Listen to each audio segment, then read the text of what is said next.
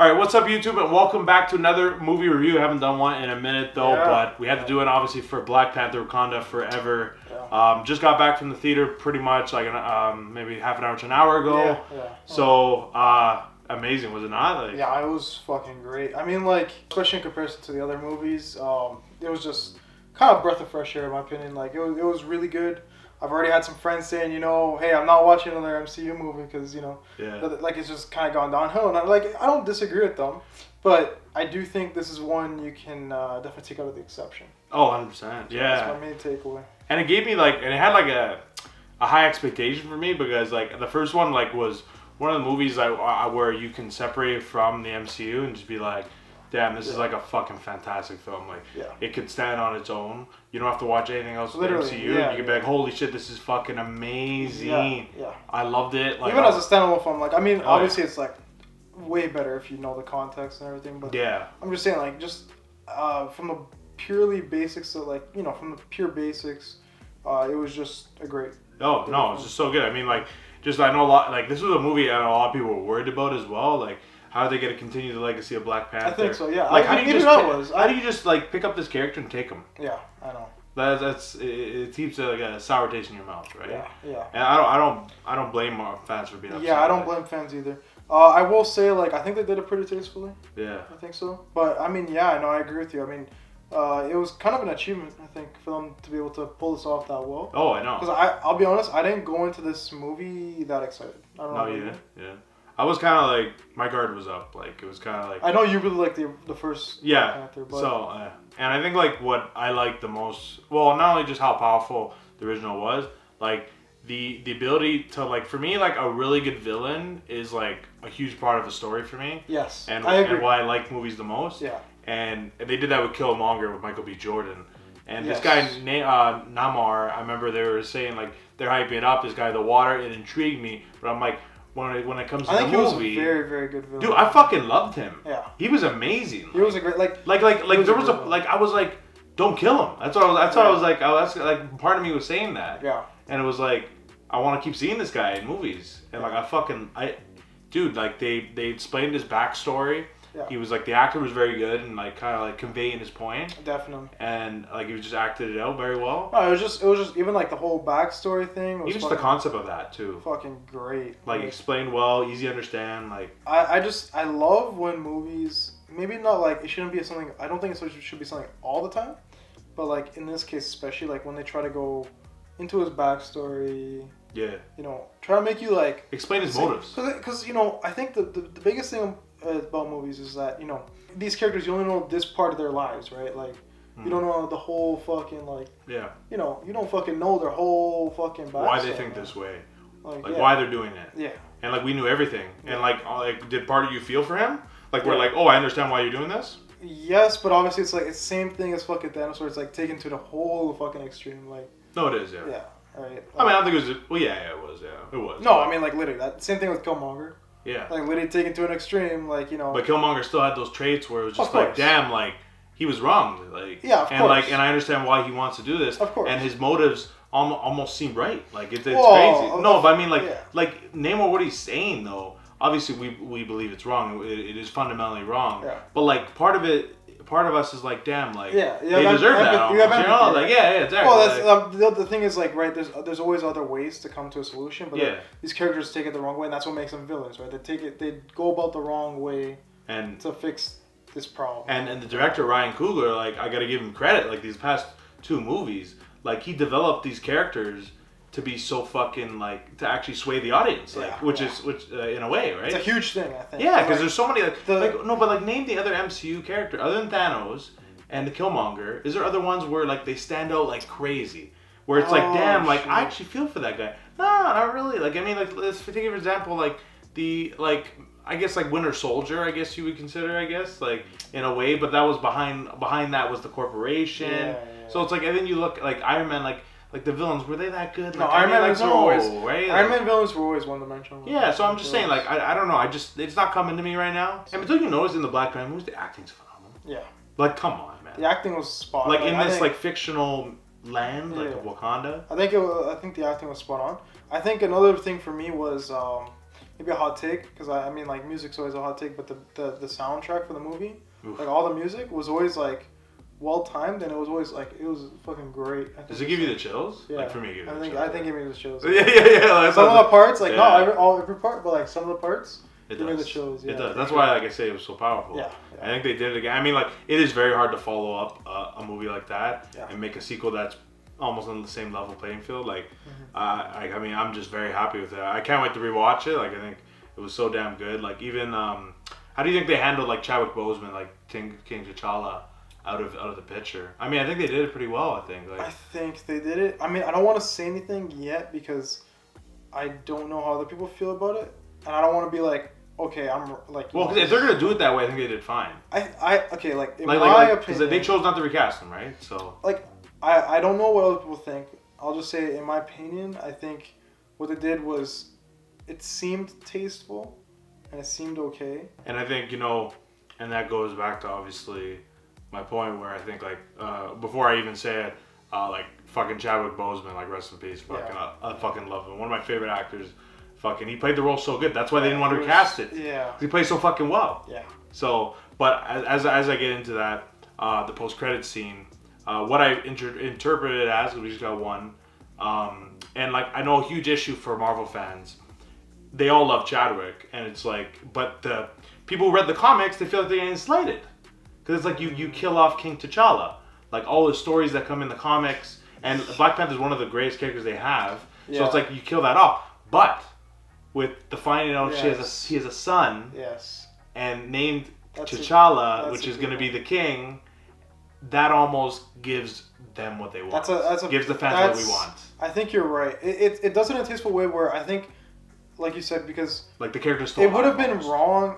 I wouldn't have liked it. I would have fucking hated it actually probably if they just recast him. Like I would have been straight up, fucking straight up. I would have been like it would have felt wrong. Like, it would have felt really wrong because Chadwick was so good for even though his he brother, was Black Panther. No, but I know, but his brother did say though, like, you should go ahead and let the legacy live on through him, and I understand that.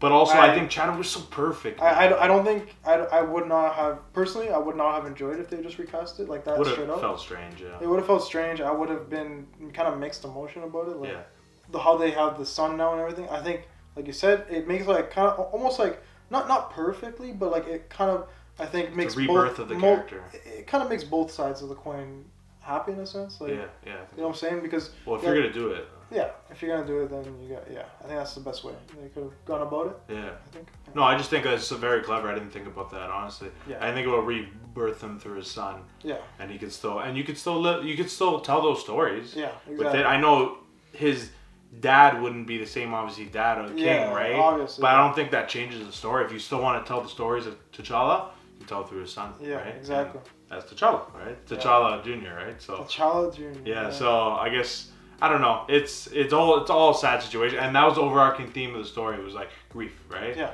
It was kind of grief and grief and like loss and all that, right? So I like how they tackled it well. I think they did. Yeah, and like honestly, there's moments where like it make you emotional. Like for very. Because it's not only that that we lost the character King T'Challa. It's like we know that Chadwick's not around anymore, and like when you're watching those scenes, like you see how they panned at the end? Yeah, like when they show all that, it's like, oh fuck, that's like starting to make me sad. Like, and you remember the beginning of the movie? You know when they usually do the Marvel Studios thing, and they just made it all Chadwick, and it was just quiet, and I was like, that was really nice. That was just really nice. I mean, I think it was a nice tribute to him. I think it was also good. It's just like, hey, don't forget this fucking Because when they tossed him in Civil War, I was like, man, this guy, I love this guy from the bat. Like right off the get go. Mm-hmm. Like we didn't know much. Yeah. And it was just fantastic, and. And I'm just happy his memory can live on forever. Because, not only Black Panther, like I loved him as Jackie Robinson in 42, so many other movies. He's such a versatile actor, and like even just the way he spoke outside of it. Like I don't know if you ever heard his speech from his Howard University. Like this guy, like just the way he spoke, man, like just powerful, man. He gives you goosebumps when he speaks. Yeah, like, very intelligent individual. So well, obviously I was happy in the memory of the movie, like they did him, they did him right, I think. Yeah, they did him right. In my opinion, I think they did. So, but anyway, with the rest of the story and everything, the action was great. It was really nice. I'd just be really surprised if somebody didn't like this movie. If you liked the original Black Panther, how do you not like this? Yeah. Like, I think it's just amazing. No, I agree. Get you in your feels a little bit. Yeah. Move you. Great villains. And just like the world of Wakanda, like it's incredible. Yeah. I love it so much. So, but as we wrap up, of course, I always like to highlight our favorite moment from the film and like what we rate it out of 10. So my favorite moment of the film, I think it was just Namor's pretty much him just going through his backstory and pretty much in his world, taking Shuri through his world and just kind of explaining why he was doing everything.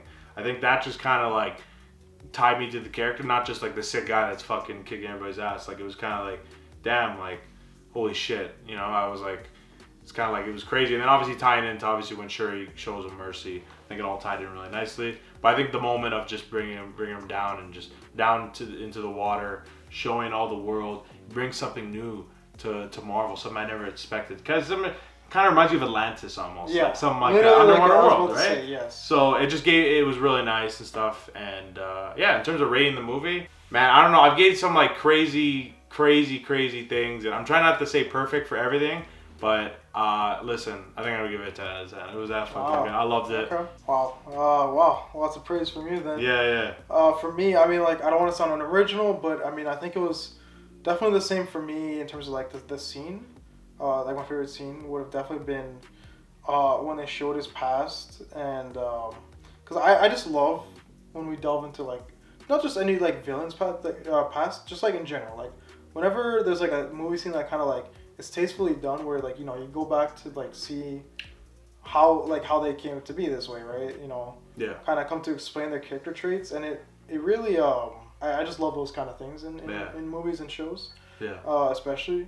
So when they did that, and then, you know, when you have like all the music, you know, when they're going into like that city, and it's like, okay, that's actually pretty fucking sick, because, you know, it's something new. It's a new part of, it's like I said, something fresh, part of you know, MCU. You know, not something you've ever seen before. Yeah. It's actually almost like you're discovering the same, like, you have the same wonder that, like, you know, the characters have, right? Yeah. It's like, yeah. And I think another good scene is like kind of when like she's all like kind of like in wonder, she's like kind of happy or whatever. Mm-hmm.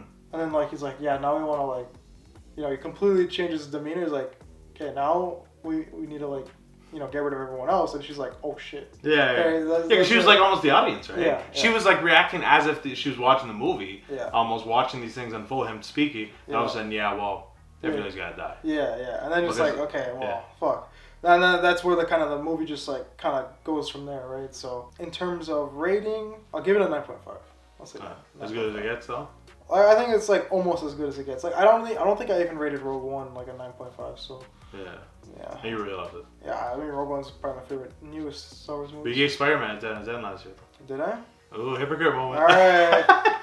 Spider-Man's 10 out of 10. This one's 10 out of 10. Oh yeah. I can't have hypocrite moment here. Yeah. So, you know, that's what it is. Yeah. But it was fantastic though. Like at the end of the day, it was fantastic. Yeah. This was a pleasant surprise. It was. Yeah. With the state of everything right now, there's reason to worry. Yeah.